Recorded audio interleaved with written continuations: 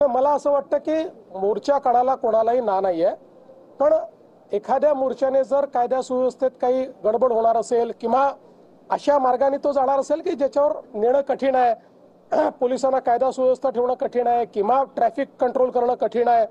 आता तो रेल्वे स्टेशनवर गेल्यानंतर रेल्वे स्टेशनवर आपल्याला माहिती आहे मीरा भाईंदरचं रेल्वे स्टेशनची काय परिस्थिती असते, त्यामुळे पोलिसांनी सातत्याने त्यांना विनंती केली की तुम्ही हा रूट बदला, ते बदलायला तयार नव्हते। क्या वजह रही कि मोर्चे को इजाजत नहीं दी गई?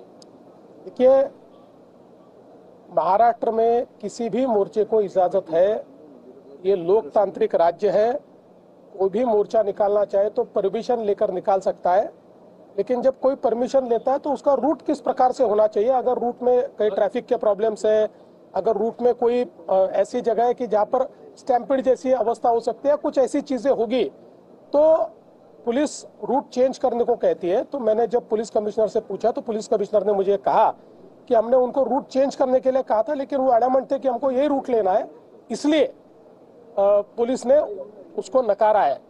प्रयोगशाला के तौर पे देखा जा रहा है क्या? मीरा रोड जो है, जो राजनीति की नई प्रयोगशाला के तौर पे देखा जा रहा है क्या? देखिए, मुझे ऐसा लगता है कि मैं महाराष्ट्र के मिजाज को जानता हूं। महाराष्ट्र का मिजाज ऐसा है कि इस प्रकार के प्रयोग यहाँ चलेंगे नहीं। जो मराठी आदमी है वो बड़े दिल का है, क्योंकि भारत पर जब आक्रमण हुआ तो मराठी आदमी ने केवल महाराष्ट्र का विचार नहीं किया, पूरे भारत का विचार किया।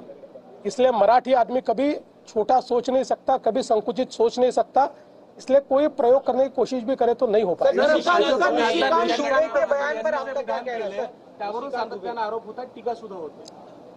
पहिली गोष्ट तर अशी आहे की निशिकांत दुबे यांचं जर तुम्ही पूर्ण ऐकलं तर ते संघटनेच्या संदर्भात बोलले आहेत, ते मराठी माणसाला त्यांनी सरसकट त्या ठिकाणी म्हटलेलं नाही। तथापि माझं मत असं आहे की अशा प्रकारे बोलणं योग्य नाही आहे, कारण त्याचे जे अर्थ निघतात ते अर्थ हे लोकांच्या मनात संभ्रम तयार करतात।